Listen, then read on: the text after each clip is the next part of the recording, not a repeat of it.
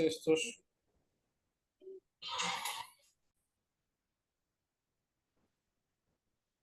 Bueno, buenas noches a todos. Gracias por estar acá nuevamente en estas sesiones de webinars. El día de hoy vamos a hablar sobre pared abdominal y hernias. Veamos cómo nos va en la clase de hoy. Esta clase tomé la decisión de hacerla un poco mixta.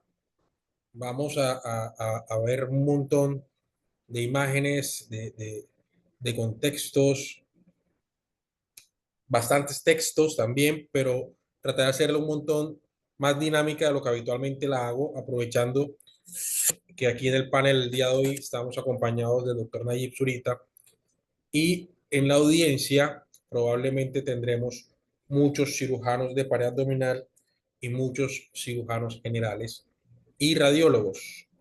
Así que, doctor Andrés Carbonell, voy a necesitar de su apoyo en el Oh, feliz transcurso noche. de la charla. Y es una charla que he tratado de armarla, como dije, un poco distinta. Y vamos a empezar con lo que me parece uno de los artículos más completos que he conseguido para que todos los que están entrando acá y quieran leer un poco más, pues este artículo va a funcionar muy bien para que podamos empezar a entender el tema de la pared abdominal y de la ecografía, ¿sí?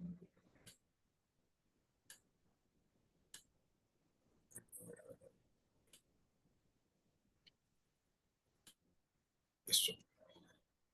Así que empecemos. Lo principal para que nosotros podamos entender cualquier tipo de anatomía en el cuerpo humano, señores, yo lo llamo conciencia anatómica ecográfica. Y aprovecho este espacio porque quiero decirle a todos ustedes que son cirujanos, a los que nos están viendo aquí en vivo o en nuestro canal de YouTube, cirujanos generales, cirujanos expertos en pared, son ustedes los que van a tener en muy poco tiempo la posibilidad de ser expertos en el uso del ecógrafo, porque ustedes tienen la conciencia anatómica quirúrgica.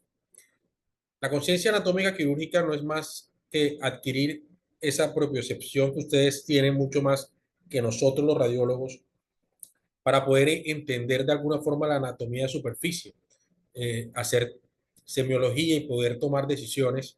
Esto les da a ustedes una capacidad técnica importante. Ahora, si esa conciencia anatómica la llevan a su transductor, al ecógrafo, eso yo lo llamo conciencia anatómica ecográfica. Y eso es importante para poder entender entonces cómo está la anatomía, pero también cómo se comporta, teniendo claro que la ecografía y su beneficio es que es dinámica y podemos entonces tener u obtener resultados en tiempo real de una forma más precisa. Pero esta precisión está directamente proporcional a la capacidad de ustedes de poder adquirir habilidades nuevas, que es operar el ecógrafo.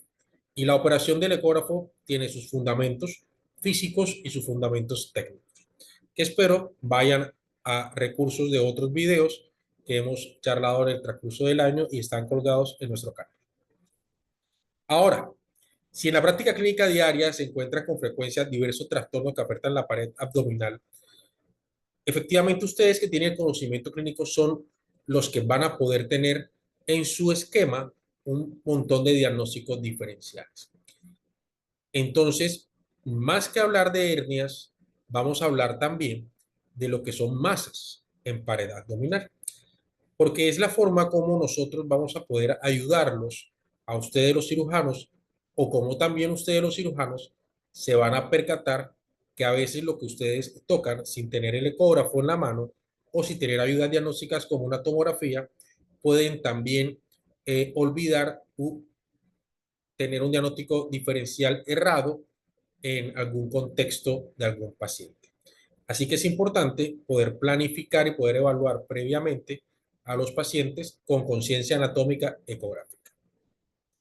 Entonces, Una masa en el abdomen. Empecemos con las hernias.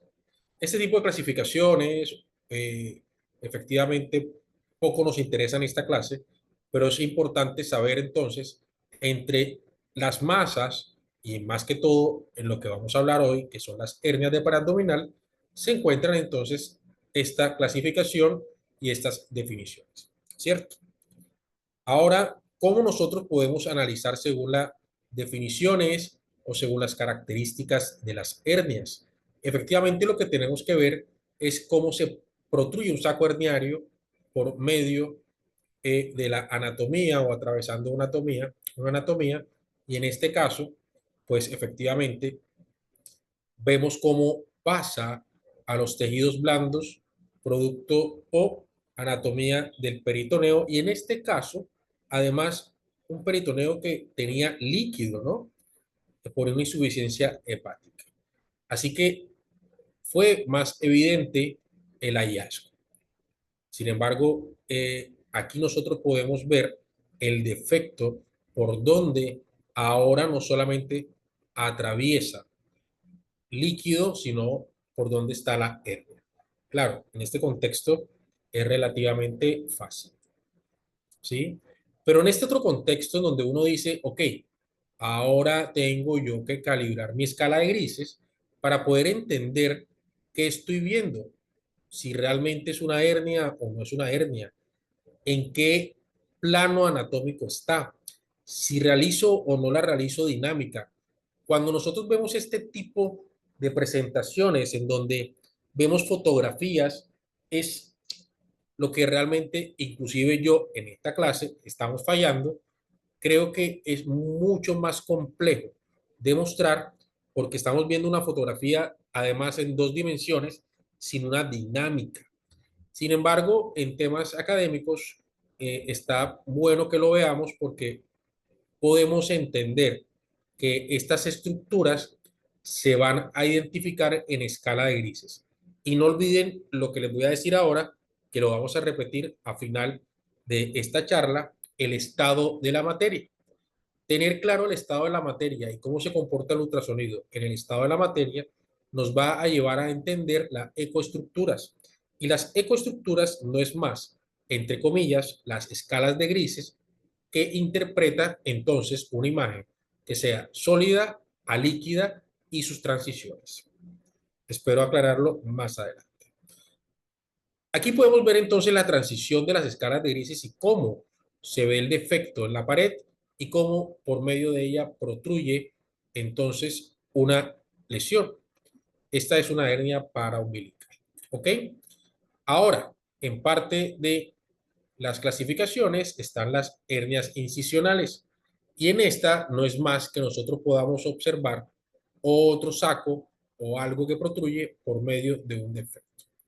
Como ustedes ven, en ecografía también podemos observar o podemos medir o parametrizar las distancias, los volúmenes, para poder identificar entonces cuál es el volumen propio del saco herniario y el defecto, su distancia para poder entender el defecto o el ratio del defecto.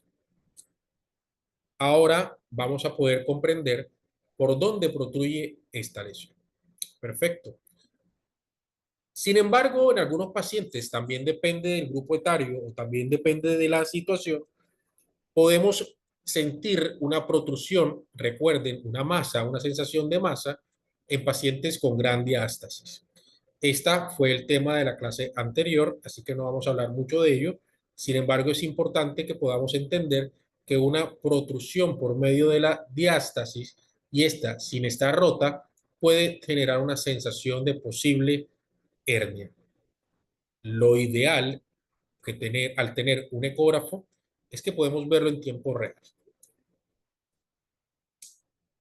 Ahora, si tenemos un paciente con un desgarro muscular, y esto me recuerda mucho a un profesor que lamentablemente se nos fue el día de ayer, el doctor Alejandro Caballero, que nos decía, eh, es importante entender el contexto clínico del paciente y tener esta conciencia de cómo nosotros podemos interpretar y analizar la situación del paciente.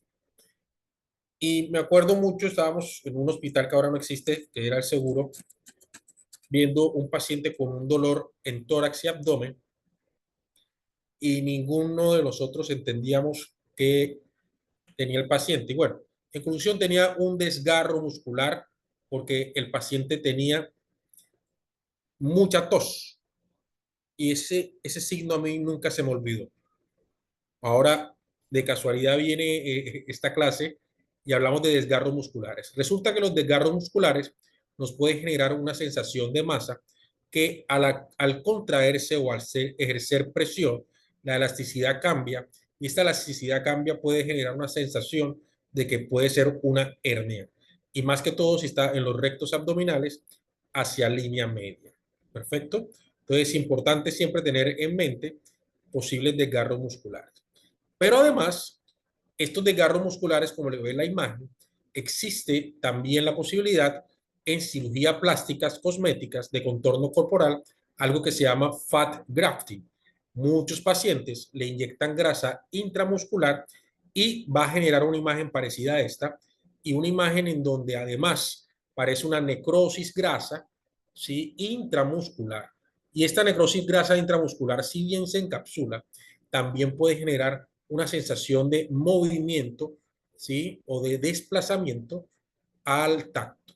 Así que ahora, ustedes cirujanos, si no tenían en su radar este procedimiento, es posible que si tengas una paciente, hombre o mujer, con una marcación, un six-pack, una marcación de contorno corporal, es posible que le hayan realizado un injerto graso intramuscular.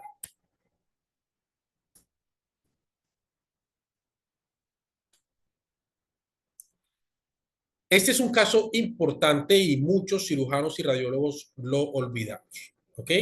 La endometriosis. Esta sensación, este nódulo, estas lesiones en tejido subcutáneo, va a ser muy complejo que ustedes también puedan diagnosticarlo a ciegas. Miren cómo la ecografía nos muestra la lesión y nos muestra sus señales vasculares intralesionales, los que nos generan una sensibilidad y especificidad mayor del 90% para un diagnóstico de endometriosis. Así que si encuentran una masa en línea media, periumbilical o hipogastrio, también tienen que entender que posiblemente no sea una protrusión o una hernia, puede ser una endometriosis. Es importante porque la endometriosis también puede ser muscular y es un diagnóstico diferencial.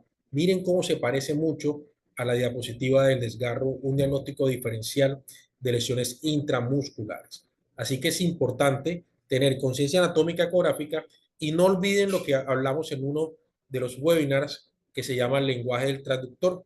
Y el lenguaje del traductor es que siempre nosotros tenemos que hacer angulación, rotación, compresión y barrido en cada una de las lesiones o la evaluación de la anatomía, porque es la única manera de poder hacer una reconstrucción en 3 dimensiones de esta lesión y poder comprender muchas cosas, su forma, su contorno, su plano, sus profundidades, sus adherencias, la elasticidad y si es vascular o no.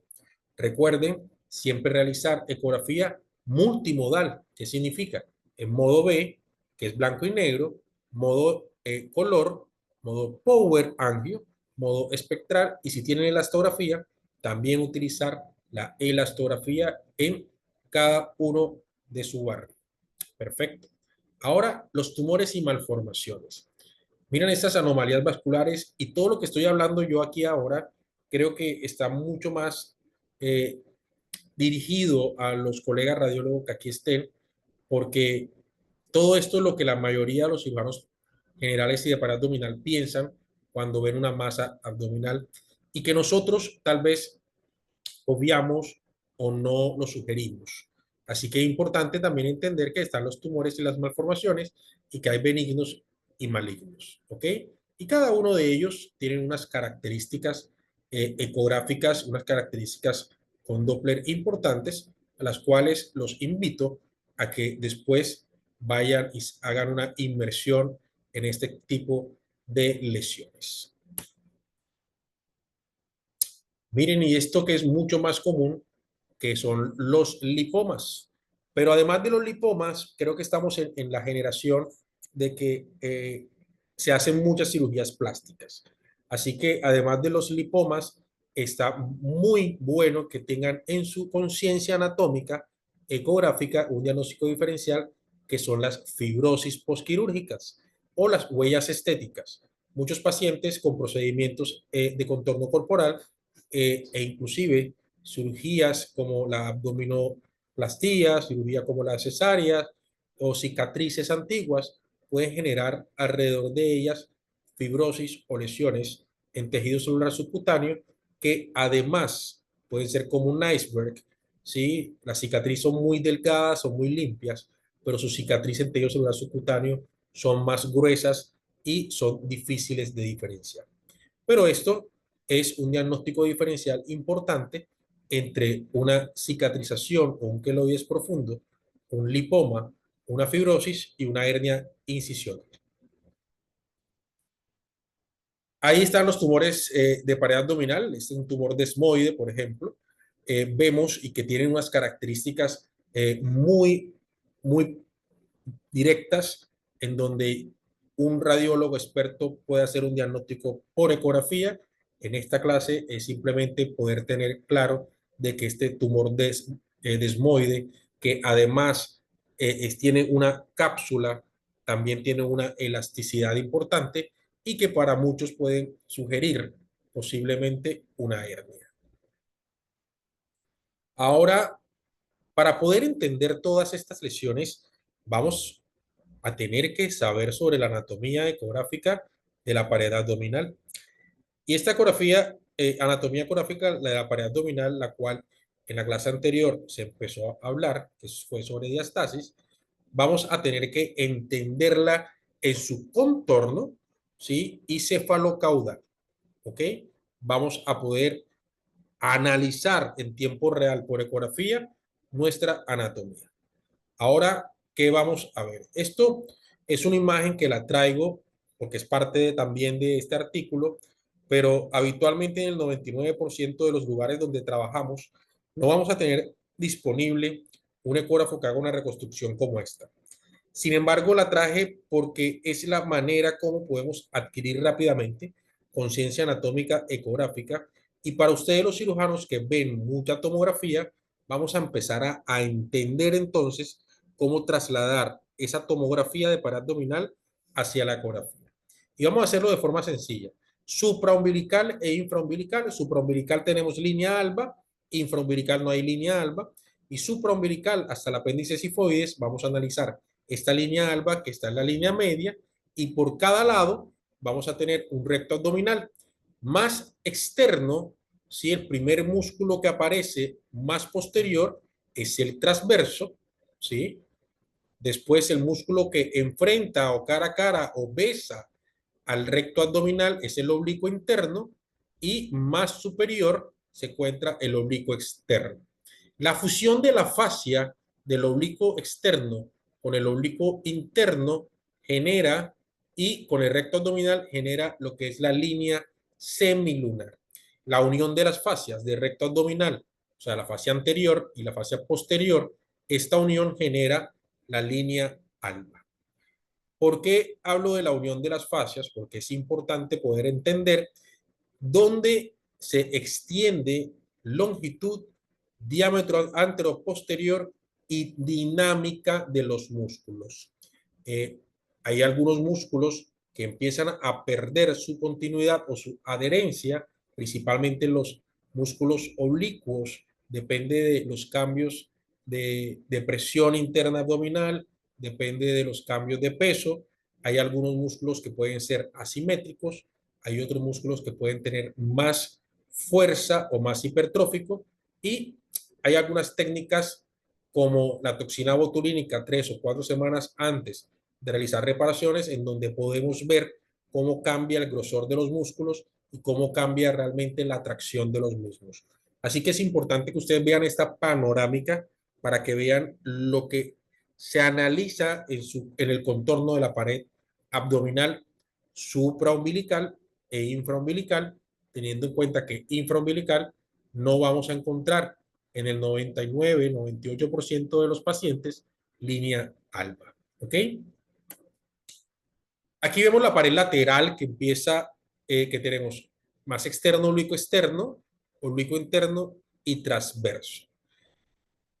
Inclusive nosotros podemos analizar cuando un paciente tiene trastornos de la respiración o utiliza músculos accesorios, vamos a darnos o a percatarnos cómo hay una hipertrofia del transverso en alguno de los casos.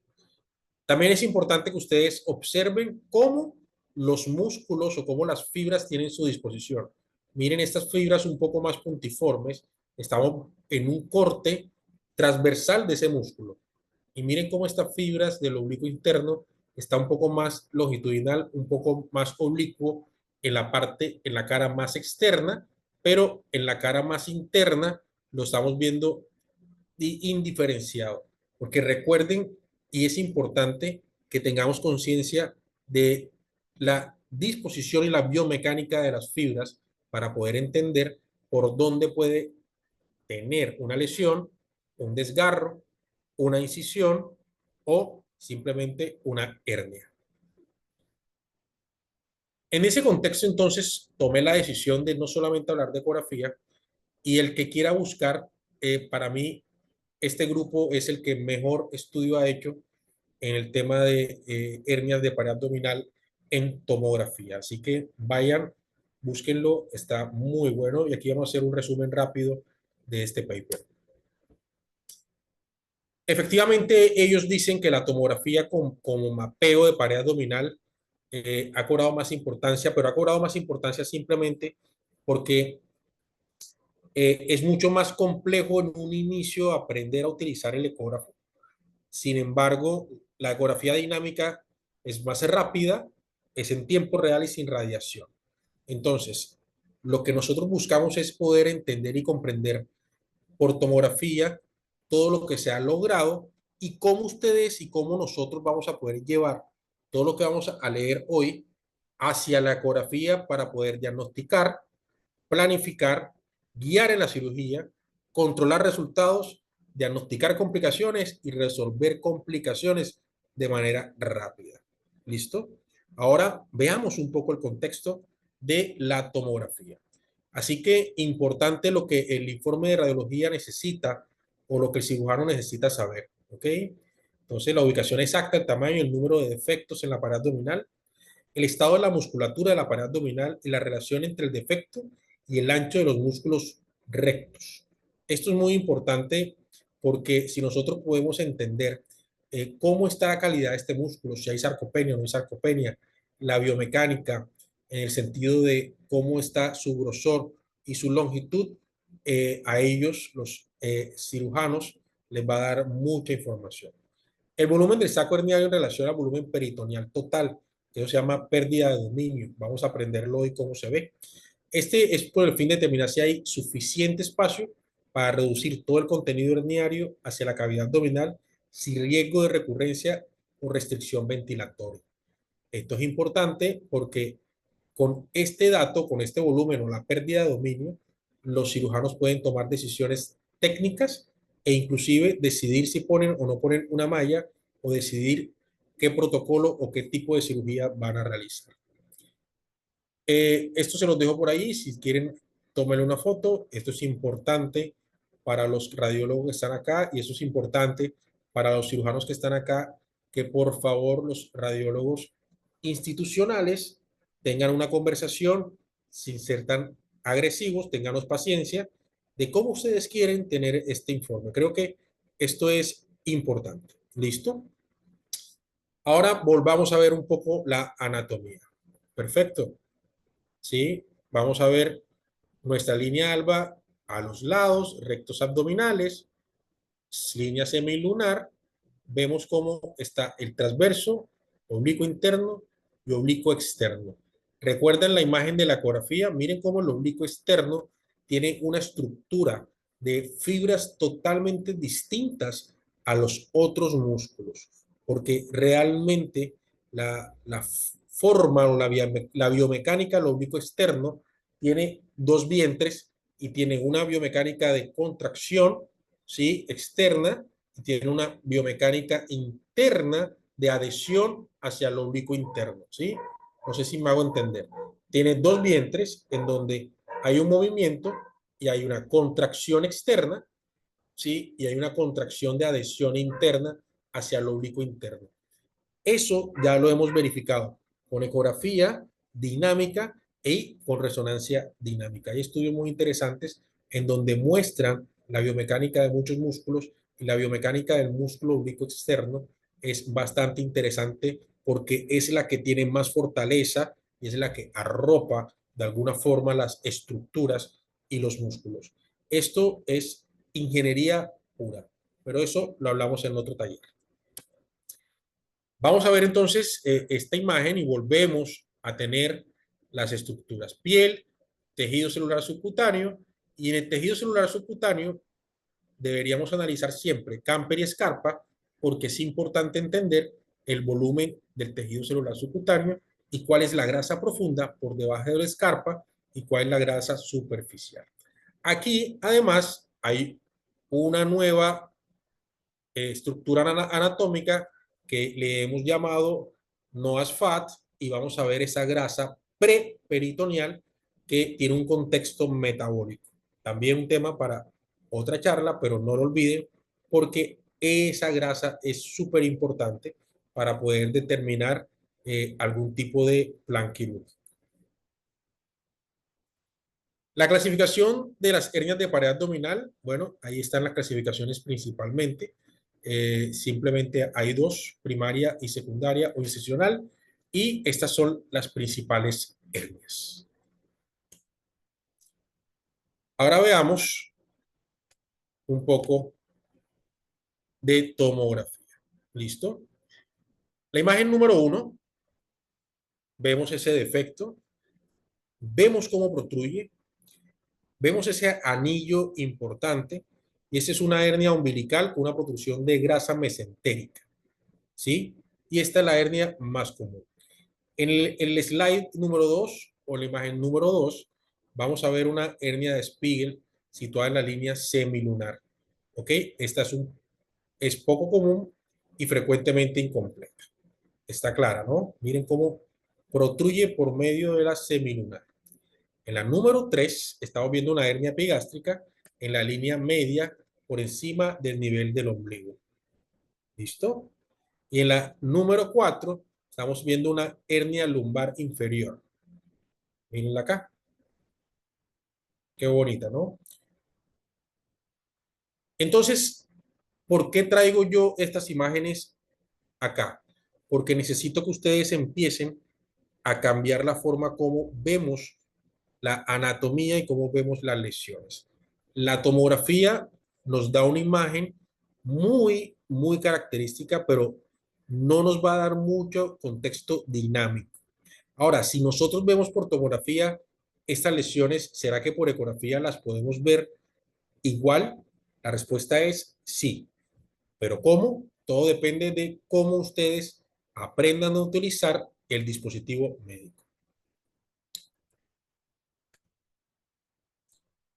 En este caso, ahora vamos a ver cómo se empieza a ver la separación. ¿Sí? Por ejemplo, aquí tenemos una separación mayor de 2 centímetros entre los músculos rectos abdominales. Miren cómo lo podemos evaluar en estos dos cortes. Y aquí ya se empieza a considerar que es una diastasis. Perfecto.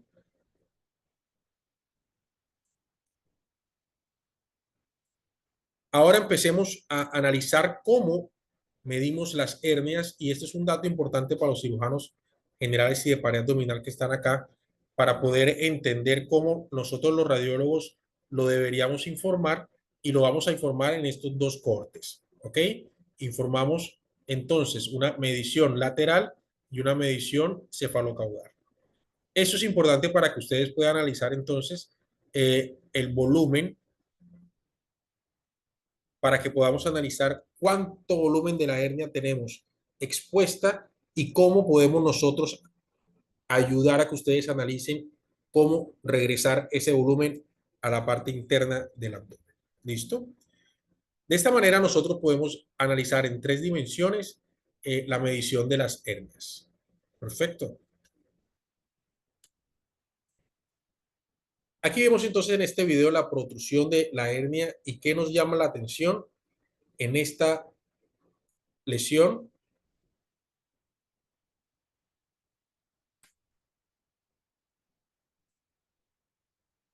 No todas las tomografías para poder hacer un mapeo de hernias vienen con contraste, pero es importante cuando ustedes están pensando que hay un encarcelamiento de las hernias, ustedes tienen que decidir si se hace o no con contraste. Ese es un tips. Así que importante que ustedes decidan si las tomografías las hacen con o sin contraste. La ventaja de realizar una ecografía dinámica es que podemos ayudar a determinar en tiempo real si hay o no hay encarcelamiento de esta hernia. ¿Ok? Ahora, ¿cómo los cirujanos reparan la hernia y cómo nosotros los radiólogos tenemos que analizar el postquirúrgico de las hernias? Si hay o no hay una malla y si hay o no hay un reparo de los planos.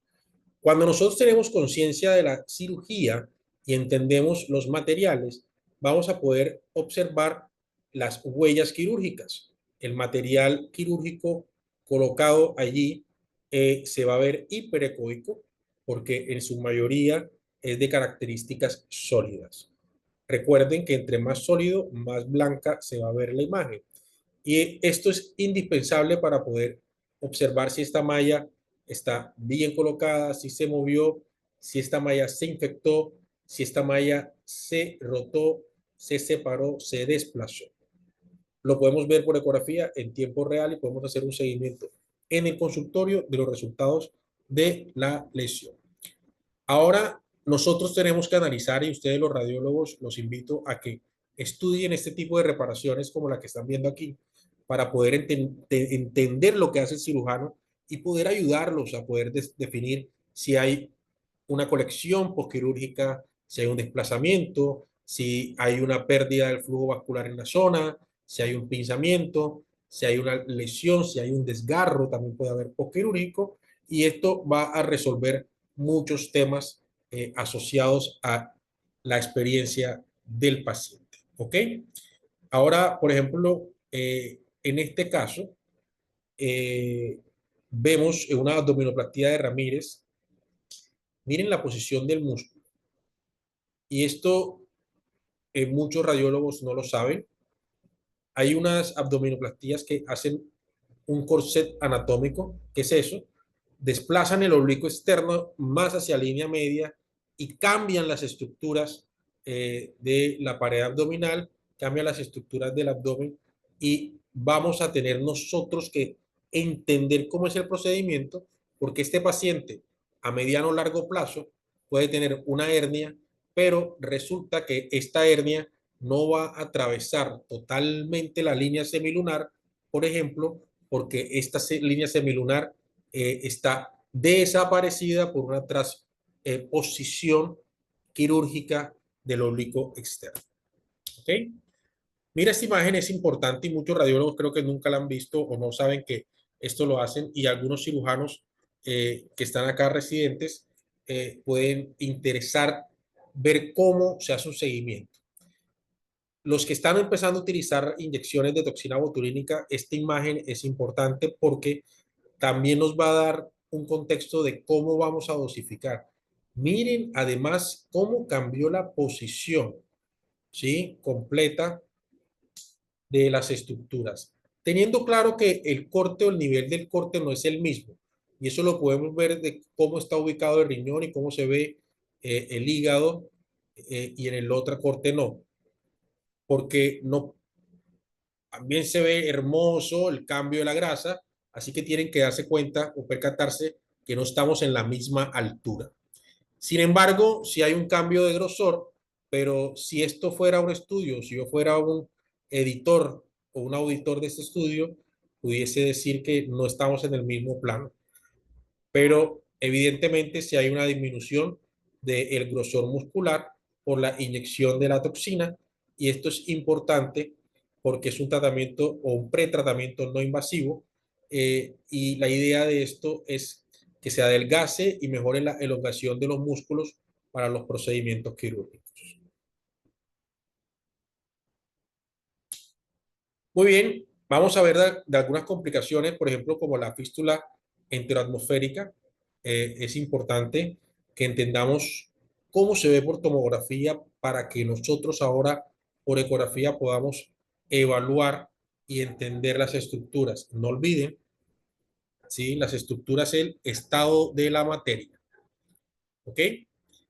También podemos revisar las adherencias, cómo se conecta después de la cirugía con la piel y el intestino. Y estas adherencias pueden generar algún dolor. En este, por ejemplo, también hay una adherencia con la vejiga. Este es otro ejemplo de adherencia. Esto, por ejemplo, es importante porque se nos perdió la malla y encontramos un crecimiento de la malla en el intestino. Espero que eso no le suceda a ninguno de los residentes y los que nos está acompañando acá. Sin embargo, nosotros por ecografía, aquí necesitamos un poquito más de curva, aquí necesitamos un poquito más de experiencia, pero evidentemente por ecografía podemos ver también cómo dentro de una imagen de haces intestinales o dentro del abdomen muy lejos de la pared, muy lejos de la piel, vamos a ver una imagen hiperecoica que tiene refuerzo acústico posterior y lo más probable es que podamos determinar que esto es una malla. De la misma forma se pueden ver guantes, de la misma forma se pueden ver gasas. En la época que hacía urgencias, me llamaba mucho para esto, para ver si había algún material quirúrgico dentro del abdomen. ¿Listo?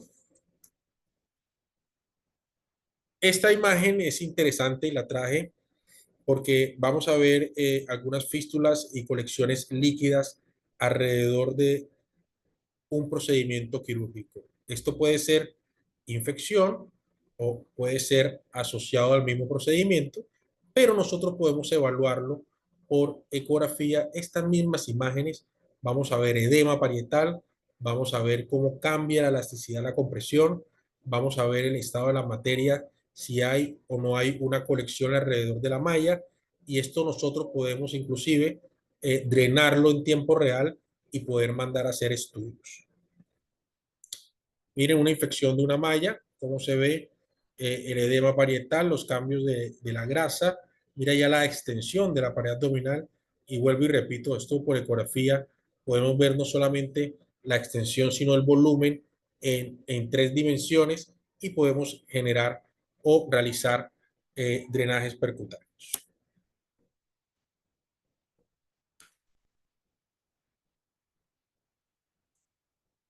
En esta tomografía, miren cómo vemos el defecto en la línea media y vemos cómo el desplazamiento, hay una compresión, una obstrucción del asa intestinal justo cuando hay un desplazamiento hacia inferior en la pared abdominal que genera este gran saco herniario y esta lesión.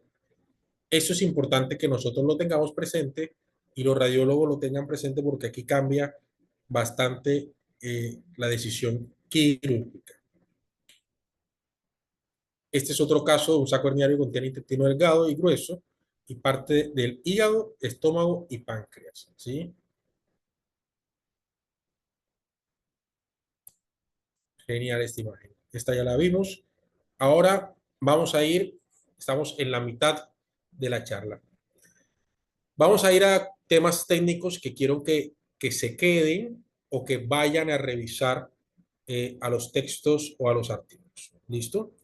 Eso se llama la técnica de separación de componentes y es una técnica quirúrgica en que uno de los 3 músculos laterales se separa de los demás. ¿Ok? Para que los médicos o los cirujanos puedan entender o puedan tomar esta decisión, nosotros tenemos que enviarle un ratio. Y si este ratio es mayor de 2 centímetros, la reparación quirúrgica rutinaria permitirá cerrar el defecto de la pared abdominal en un 90%. Y si es menor de 1.5, en más del 52%, la reparación requiere técnicas adicionales para la separación del componente. ¿Qué es esto y cómo se ve? Vamos a analizarlo.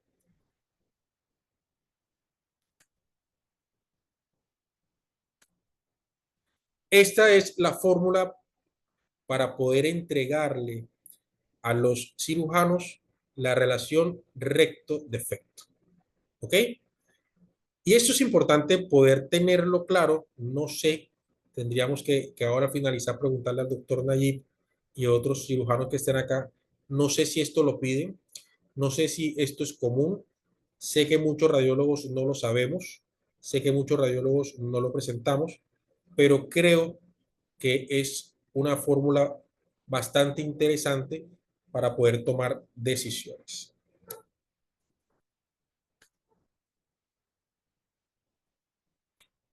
¿Listo? Entonces, no lo olviden, aquí está la fórmula. Relación recto-defecto.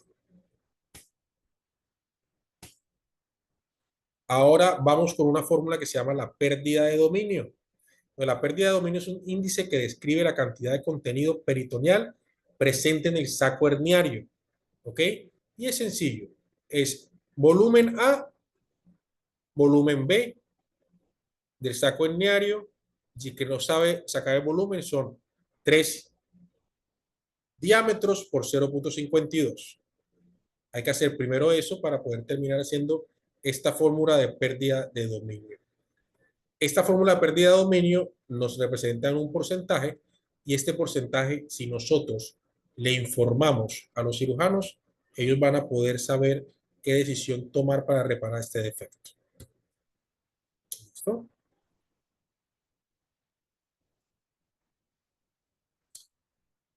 Muy bien, dejo esta clasificación de las complicaciones. Es importante que lo tengamos, pero esto no es una clase de cirugía de hernias. No olviden entonces el protocolo de tomografía. Pueden pedirlo siempre con contrastes endovenosos, no con contrastes oral. Esto es importante si ustedes necesitan hacer algo dinámico. Efectivamente, la ecografía es la alternativa ideal. ¿Ok? Les dejo este reporte como se trata de estandarizar los reportes. Tómenle una foto y ténganlo por ahí. Los radiólogos, por favor, empecemos a ver si unificamos los reportes y miren cómo esto nos puede ayudar a estandarizar conceptos, por lo menos en el defecto ratio de rectos, la diastasis, la cantidad de efectos, la localización, el volumen, ser bastante específicos y tratar de ayudar a nuestros colegas cirujanos. Ahora, la mirada del cirujano. La mirada del cirujano general, la mirada del cirujano plástico, es importante que nosotros los radiólogos entendamos que existen varias miradas del mismo paciente, ¿ok?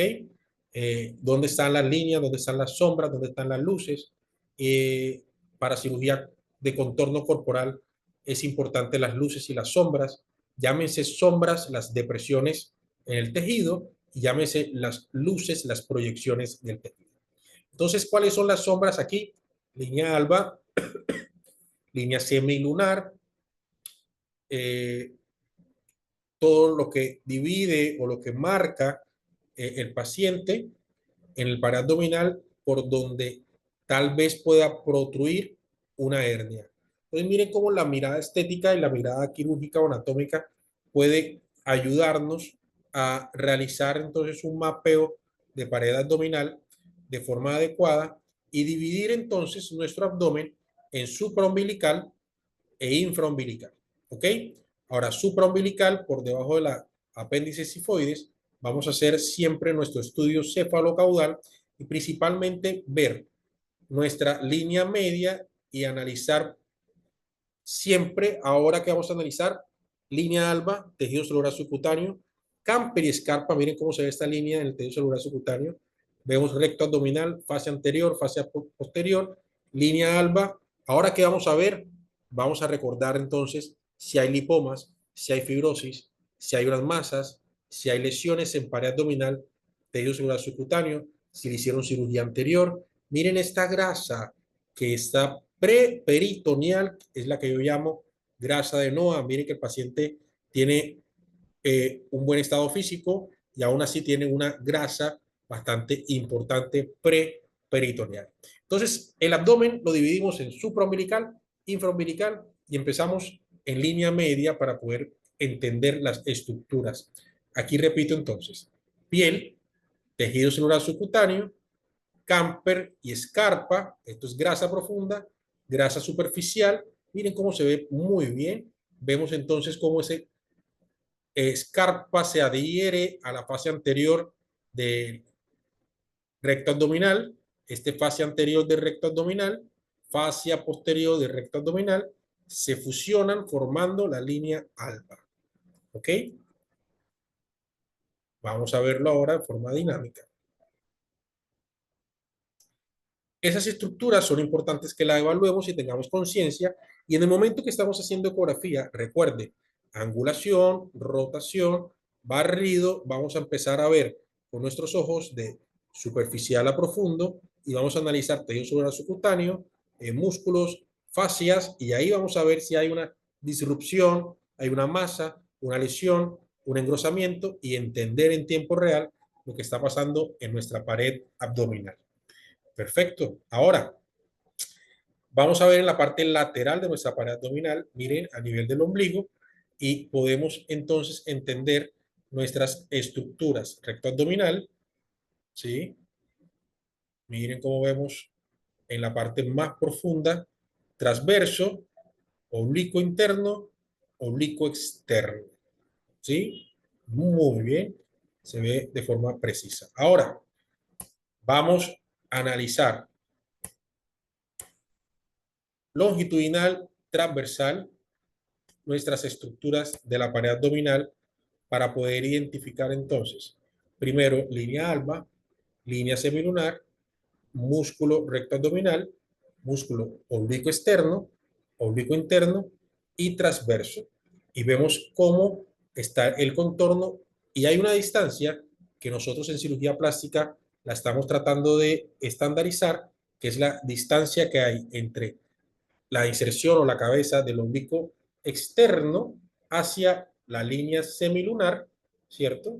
Algo así, hacia la línea semilunar, y esa distancia, si está más retirada, vamos a tener que ajustarla porque cambia totalmente el contexto del soporte de la línea semilunar.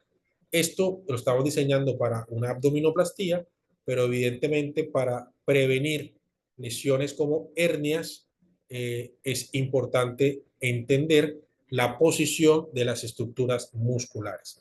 Y la única forma es poder hacer un mapeo detallado como el que les acabamos de presentar en esta diapositiva. ¿Listo? Vamos a hacerlo también de derecha a izquierda.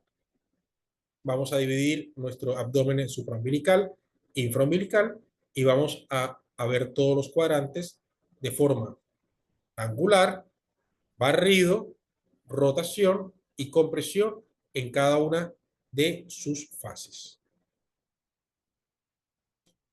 ¿Listo? Vamos entonces a entender la anatomía y las estructuras que estamos viendo y es importante que nosotros conozcamos la biomecánica y la disposición de los músculos. Recto abdominal es un músculo que va desde la apéndice sifoides hacia caudal. Entonces, si nosotros colocamos el transductor, vamos a entender qué es longitudinal y qué es transversal según hacia dónde vayan las fibras musculares. Vuelvo y repito, línea media, ¿qué es lo que vamos a ver? Vemos línea alba,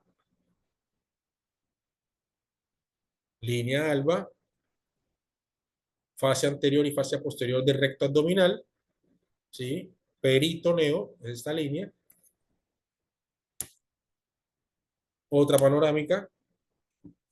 Y quiero que ustedes no se les olvide para que empiecen a entender cómo es la biomecánica de cada uno de los músculos, porque de esa forma vamos a tener conciencia anatómica ecográfica y poder entender que está oblicuo y que está longitudinal según el músculo que estamos analizando.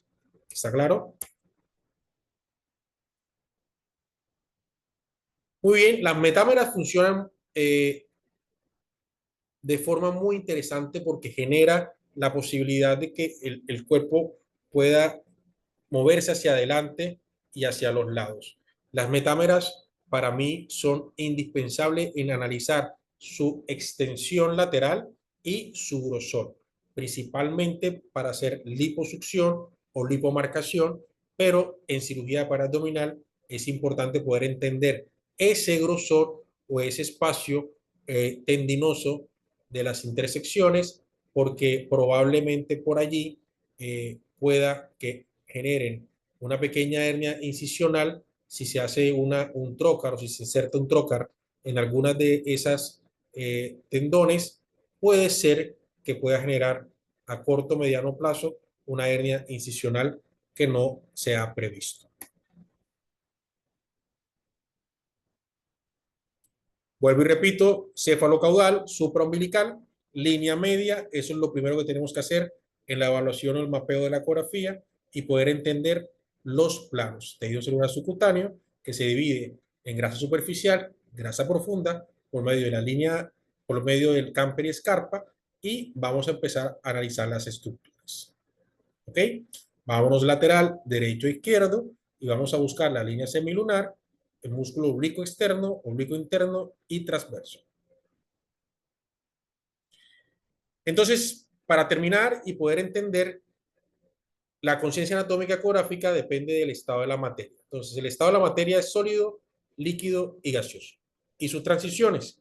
El ultrasonido impacta a la materia, ya sea una estructura anatómica o un dispositivo con una malla, y recibe o hace, al impactar el ultrasonido a la materia, genera una ecoestructura a recibir esa información del ultrasonido. ¿Ok? ¿Por qué? Porque esa materia tiene una reabsorción, o sea, absorción del ultrasonido, hay una dispersión del ultrasonido y hay un cambio de velocidad que se llama atenuación. Según la atenuación, absorción y refracción, ese ultrasonido nos manda señal y genera una escala de grises. ¿Está claro? Entonces, si ustedes saben el estado de la materia, de la estructura, del músculo, de la fascia, del seroma, del lipoma, de la endometriosis, ustedes van a poder entender cómo esa estructura se forma o se convierte en una ecoestructura. Ahora les voy a regalar un tips. Si nosotros tenemos conciencia anatómica de las estructuras, por ejemplo, ustedes ven estos trozos de carne, ustedes se van a dar cuenta el marmoleo que tiene. Este BMS1, por ejemplo, es un niño recién nacido. ¿De qué está compuesto el músculo? Pues, su gran mayoría líquido. Sin embargo, si hay una persona sedentaria que no hace ejercicio, lo más probable es que la sarcopenia llegue a tener una gran marmoleo. Es así de sencillo. De esa forma nosotros podemos entender la calidad de la estructura del músculo. Y eso lo vemos desde que el paciente llega a nuestra consulta, ¿cierto? Tener clara esa conciencia anatómica nos va a dar la capacidad de entender cómo lo estamos viendo por ecografía. ¿Ok? Y esta es la forma como no se tiene que aprender a ver esas estructuras por ecografía. La forma como se tiene que aprender a ver las estructuras de ecografía es esta que nosotros describimos. Y esto es con unos tips.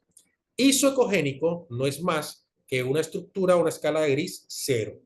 ¿Listo? Y esta escala de gris 0 está dada por una estructura que tiene un contenido 50% sólido y 50% líquido. Un tips es, antes de realizar una ecografía, vayan a su tiroides o a la tiroides del paciente principalmente y van a encontrar la escala de gris 0 de ese paciente. Eso lo llamamos isoecogénico. Entre más sólida sea la imagen, vamos a ver una imagen más blanca. Eso se llama hiperecoico. De esa forma podemos diferenciar paredes, cápsulas, fascias, calcificaciones, mallas, músculos, guantes, gasas, agujas, cánulas, porque entre más sólida sea la misma, más blanca va a ser la ecoestructura.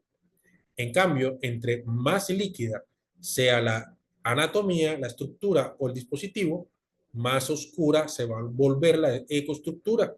Y eso se llama hipoecoico o anecoico cuando es 100% líquido. Ahora, ¿cómo sé que es 100% líquido? Porque existe un artefacto que se llama refuerzo acústico posterior y es una sombra blanca después de una imagen totalmente negra.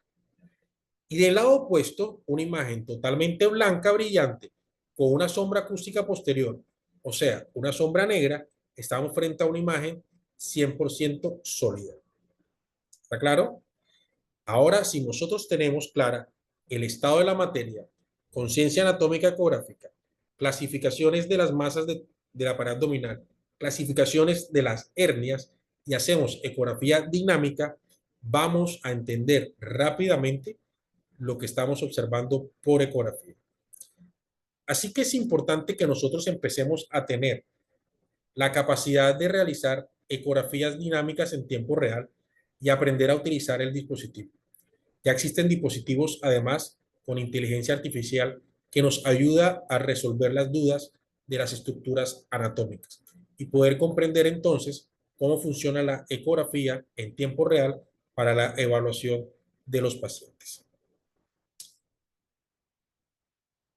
Esto es todo por hoy sobre ecografía y radiología pared abdominal en hernias. ¿Alguna pregunta?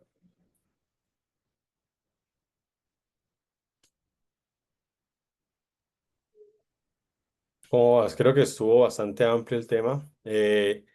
Una de las herramientas que se mencionaba en el uso del Botox, de pronto por ecografía se hace difícil medir esa longitud que de pronto puede tener el músculo con el comportamiento después del manejo de la toxina botulínica, pero por ecografía se puede hacer fácil el seguimiento y lo importante de ese seguimiento es que ayuda al cirujano a de pronto a discernir qué dosis puede seguir manejando los pacientes, porque al hacerlo guiado por ecografía puede aprovechar muy bien la dosis de la toxina botulínica, ya sea que también la implementen con otras soluciones para de pronto mejorar su proceso o su tendencia de pronto a generar esta atrofia y este alargamiento de los músculos. Entonces, creo que ese seguimiento lo pueden aprovechar muchísimo llevando ese espesor o ese cambio del espesor y hasta la parte del anillo, ver si el paciente ya se vuelve un paciente de pronto óptimo con la relajación muscular que le va haciendo y la atrofia que le va generando los músculos para un futuro y ver qué tantos puntos de inyección se requiere, ver qué tantas dosis va cambiando o no para el tratamiento de pronto de este cierre de pared abdominal que es tan complejo de pronto.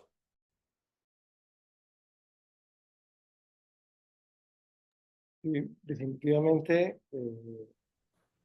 el hecho de familiarizarnos con la ecografía, de acercarnos a la ecografía, a los cirujanos generales, nos da una perspectiva diferente, nos da un grado de seguridad que de pronto, y lo que vemos en los residentes y los cirujanos jóvenes, se apoyan 100% más en la realización de tomografía.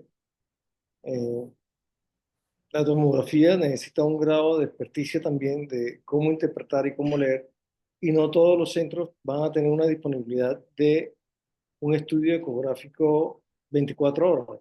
Donde estamos trabajando, la tenemos 24 horas, pero esa no es la realidad de lo que tenemos en el país. Lo que podemos hacer con la ecografía portátil, lo que es lo que cada uno se pueda imaginar, y lo que hemos tenido todos, lo que hacemos cirugía bariátrica, puede ser la vida o la muerte en un paciente con una hernia de puerto, en una cirugía bariátrica inicial que el paciente nos consulta a las 48, 72 horas con dolor abdominal. Y si nosotros no tenemos la posibilidad, es imposible encontrar esa hernia de puerto con un grosor de pared en un paciente totalmente obeso, recién operado, y ya lo hemos tenido. O sea, es tan sencillo como cuando logra hacer la ecografía y se evidencia. Entonces dependemos de que institucionalmente tengamos el radiólogo, de que tengamos el recurso, que nunca tenemos recursos de ecografía, por lo menos 24 horas en casi ninguna de las instituciones.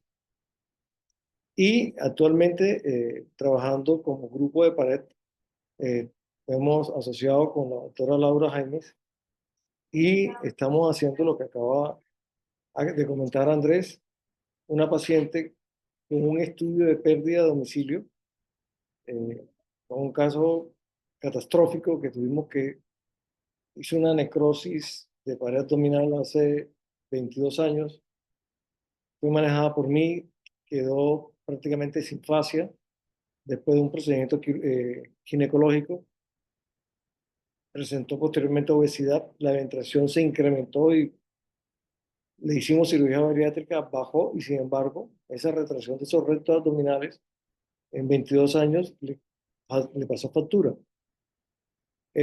Con Laura se logró hacer la ecografía en el consultorio, en nuestro consultorio, en mi consultorio. Se logró mirar el estado de los rectos y se le colocó el manejo con toxina botulínica y en conjunto la vamos a llevar a cirugía. Se volvieron a medir el resultado de eso. Entonces es funcional, es práctico, el cirujano aprende a ver dinámicamente y lo más importante es retransmitir lo que nosotros sabemos del concepto de separación de componentes con los radiólogos. Andrés y Enrique son demasiado curiosos, preguntan, hablan, relacionan, participan aquí, participan allá, no solamente con nosotros, sino con cirugía plástica. Y nos escuchan mucho de las inquietudes. Nosotros tenemos muchos inconvenientes en diagnóstico de hernias que no son hernias. Y eso nos ha llevado a entrar a una cirugía y no encontrar defectos. Y el paciente nos llega con un reporte de hernia. Hay muchas cosas que el radiólogo ve algo, pero de pronto no detalla las diferentes capas que tiene la pared, llegando hasta el peritoneo y mirando que esa capa de peritoneo realmente no permita la entrada a un anillo que esté dilatado, sea inclusive muy frecuente en la hernia inguinal, que eso sería tema de otro webinar. Eh, y lo más importante para los cirujanos es que con radiología nosotros ganamos credibilidad. Muchas veces, para no alargar mucho por el tiempo, hay pacientes que nos llegan al consultorio, son personas mayores de 40, 50 años, y le examino y le toco el ombligo y le digo, tiene una hernia umbilical. Y doctor, yo vine por una hernia inguinal y usted me dice que tengo una hernia umbilical. Yo nunca he tenido nada, me he visto 5, 6, 7 médicos, nadie me ha... Y yo no me siento nada del ombligo. No te preocupes, tranquilo, te voy a mandar la ecografía, ves que te revise y la gente o el paciente común y corriente tiene la idea de que tiene que ser una protrusión de algo que salga por el ombligo inmensa, como los niños de la boquilla, que es casi un enfalocele, y regresan del radiólogo, que es el apoyo ecográfico, y dice, sí, doctor, evidentemente hay una hernia, me dijeron que medía 5 milímetros, pero yo no sabía, me tenían que operar, y no es necesario, pero le da una credibilidad en el sentido de que cuando usted le duela o le moleste, se opera. Lo mismo pasa en cada una de las... En endometriosis, estamos viendo múltiples casos de endometriosis abdominal, lo vemos. Hace poquito estamos viendo lo que no había visto nunca, el diagnóstico de hernia de Spiegel y su reparación laparoscópica. Realmente una integración, y si nosotros logramos dominar y manejar el traductor y tenerlo, lo mismo que hacen los ginecólogos hace 20 años, ellos todos tienen un ecógrafo y se han vuelto súper especialistas en mirar lo que les interesa a ellos. Nosotros como cirujanos también podemos hacerlo, lo podemos hacer mirando lo que nos interesa de la pared abdominal o del tiroides, el que le guste tiroides. Es mucho más específico. Ustedes saben, ya por ejemplo, nosotros tengo 20 tantos años está haciendo backup de tiroides y anteriormente mi traductor eran los dedos y tenía una precisión, pero todo lo que eran de 15 milímetros en adelante, un centímetro, lo podía hacer. Los menores fallaban. Hoy por hoy, ya con ecografía, entramos en cualquier tamaño que podamos aspirar. Y la guía es rapidísima, demoramos menos de un minuto haciendo un backup. Yo creo que quedó muy claro, Enrique, muy didáctico, pero es un repaso anatómico integrado a lo que debemos ver radiológicamente. Lo que tú decías, si nos miden la pérdida de domicilio, no. Nosotros empezamos empíricamente a calcular la pérdida de domicilio, colocando en diferentes posiciones y tratando de que ese contenido entre a la cavidad y vemos qué tanta presión, pero si nosotros no tenemos una medida exacta, podemos causar una hipertensión abdominal. Y sí es bueno, porque realmente nunca nos dicen, no hay gran defecto de pared abdominal. Los grupos de pared o los que se están entrenando en pared están haciendo el cálculo, están haciendo el entrenamiento, están midiendo los volúmenes, que es lo que pues, nosotros debemos aprender a hacer. Yo creo que Perfecto, quedó estoy claro. totalmente de acuerdo y creo que esta es la misión que tenemos, por lo menos lo que estamos acá. Eh, yo espero que antes que se acabe este año hagamos un gran taller de ecografía de pared abdominal para cirujanos de pared abdominal. Y bueno, ya habló lo que viene en el futuro, que es la cirugía, la ecografía de tiroides para cirujanos, que ya está lista para que lancemos esa parte. Lo de la pérdida de domicilio, no sé, Andrés, yo no me acuerdo haber informado mucho en Argentina de esto. Esto me tocó hacerlo porque un cirujano en Santa Clara me pegó en el ego, y cuando le pega a uno en el ego como que se pone uno a estudiar un poco más, y hace unos años entendí un poco lo que quieren los cirujanos, pero fue un golpe en el ego, ¿no? Un cachetazo que recibí hace unos años, y eso me puso a estudiar un poco. Pero no sé si aquí hay colegas radiólogos en el chat, pero te pregunto a ti, Andrés, ¿esto lo practicas muchos en tus informes? Tú que informas un montón.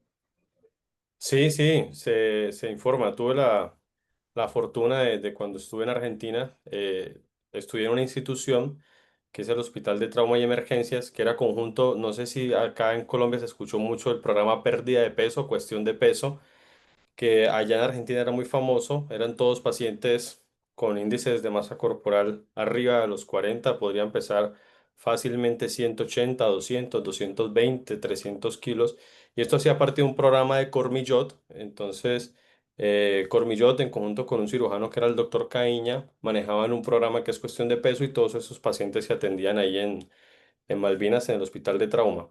Y lo que es, o sea, que salía casi que en el mes sí o sí 10 tomografías que eran con índice de Tanaka para ver en la valsalva, tomar la tomografía, hacer la tomografía del estudio, tanto en la fase simple.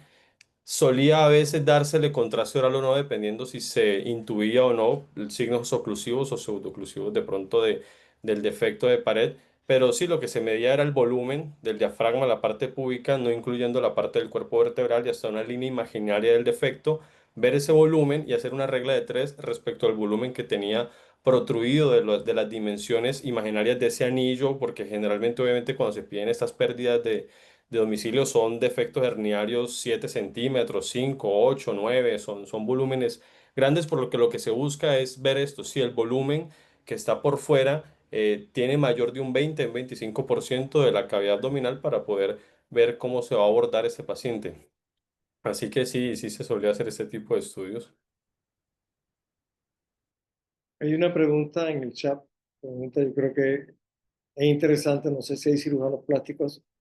La pregunta de un anestesiólogo, el doctor Sanín, dice, ¿cómo deberíamos explicar al cirujano plástico hasta cuántos centímetros puede realizar una aplicadura de retos abdominales en abdominoplastia, con un mapeo ecográfico intraoperatorio antes de la incisión para evitar patrón restrictivo, respiratorio y aumento de la presión intraabdominal?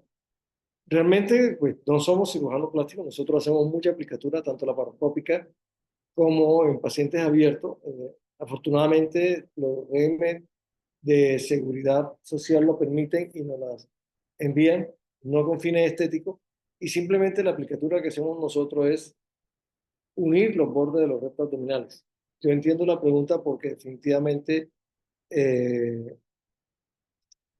hay veces que en cirugía plástica, y eso lo ha visto más Enrique, no solamente se unen, sino que se superponen eh, grupos musculares que ya no se dio una aplicatura de rectos anteriores. Enrique, tienes el micrófono apagado, Enrique. Así es, hay una técnica que la hace Verdugo y Ramírez hace muchos años, que es un corsé anatómico, y que traccionan fascia anterior. Esa es la teoría, porque yo siempre le he dicho, ustedes tienen que hacer esto por ecografía, porque ustedes no saben si realmente han tomado la fascia anterior, pero llevan y traccionan el oblicuo externo hacia la línea alba. Esto genera realmente, teóricamente, y para muchos anestesiólogos, depende de la expertise del cirujano plástico, aumento de la presión intraabdominal. En los que yo he visto en los últimos años, no hemos visto tanto problema de presión intraabdominal o respiratorio asociado, ni dolor, pues tal vez porque sí lo hemos hecho con cirujanos que tienen curva, pero por lo menos el origen de estas cirugías, que uno es Brasil y otro es México, suelen tener bastantes trastornos de la presión intraabdominal porque la técnica es un poco más agresiva. Pero ¿qué resulta? Resulta que desaparece la línea semilunar, pero hay que evaluar entonces esa extensión y elongación del oblicuo. Por eso ahora hay una técnica que se llama Oblitox. Entonces, lo cogió un cirujano plástico, la misma técnica que hacen los cirujanos para abdominal, y le inyectan toxina botulínica al oblicuo externo para poder hacer esa tracción con más tranquilidad. Entonces, ¿cómo se hace en cirugía? Anestesiólogo, yo creo que lo que hay que hacer es una planificación quirúrgica y evaluarlo por ecografía. Y si tú quieres estar más tranquilo dentro de la cirugía, pues evaluar en tiempo real cómo está haciendo la tracción el doctor, porque probablemente no está traccionando solamente el oblicuo, sino que está llevándose inclusive hasta el transverso hacia la línea media. Ese es el problema principal. Bueno, no sé si hay más preguntas, doctor Nayib, si tiene alguna pregunta, doctor Carbonell. No, todo muy claro, todo muy bien. No, más que una pregunta es de pronto recalcar eso que tenías en las diapositivas, esa parte del informe, porque generalmente solemos cuando nos piden ecografía de alguna parte de pared abdominal, el informe se queda muy corto, o sea, se describe parte si hay algo o no en tejido celular subcutáneo, si hay algo muscular, si hay algún defecto o una colección. Pero creo que el estudio de la pared abdominal, como aquí la pregunta es más amplia, al tener todas esas estructuras de pronto que abarcan los cuadrantes anteriores o laterales del abdomen, entonces es enfatizar un poco en eso que tenías en las diapositivas de en las distancias, o sea, las distancias, medir el espesor de la grasa subcutánea superficial, profunda, la distancia que puede haber de la piel a las semilunares, a la línea alba, la distancia de la línea alba, el espesor de los rectos, el espesor de los oblicuos internos y el transverso del grupo muscular e individualmente si se puede aportar también, buscar no solamente hernias de la parte umbilical e inguinal, que es lo que se suele hacer por el afán de pronto de prestar estos estudios, pero buscar en la línea alba que así como se encontraban las hernias de pronto asintomáticas que comentaba el doctor Zurita ahorita, se pueden encontrar en otros cuadrantes abdominales, ya sea un Spiegel o algo, y eso va a aportar mucho y le va a dar mucha más seguridad de pronto al cirujano al momento de abordar y de no generar estas complicaciones a ciegas que de pronto puede generar un defecto herniario y que obviamente pues va a complicar mucho más, va a ser mucho más difícil el procedimiento.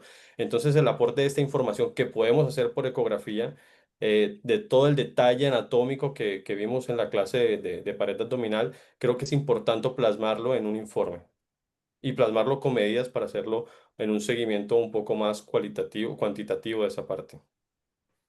Perfecto, doctor Nayib. Yo creo que el futuro está en sus manos. Creo que la ecografía la ecografía de pared abdominal con un objetivo quirúrgico necesita todavía hay espacio para escribir un montón. Así que creo que hay que trabajar, escribir y entrenar bien a los cirujanos del presente y del futuro, porque es una herramienta que llegó para mejorar los resultados y la planificación quirúrgica. Totalmente de acuerdo. Muy bien, bueno, esto es todo por hoy. Muchas gracias a todos ustedes por estar aquí presentes. Pronto vamos a lanzar, quiero hacer un live demo, lo más probable es que lo hagamos con el doctor Zurita desde Cartagena y con alumnos de la Universidad del SINUC. Quiero hacer una demostración en vivo de ecografía para abdominal, ojalá sea antes que se acabe noviembre. Y estas sesiones se repiten, nos vemos ahora el 7 de octubre con la última clase de pared abdominal. Esto va a estar en nuestro canal de YouTube, Ultrasonolab, y nos vemos pronto. Muchas gracias por estar aquí. Finalizamos Gracias. entonces la sesión.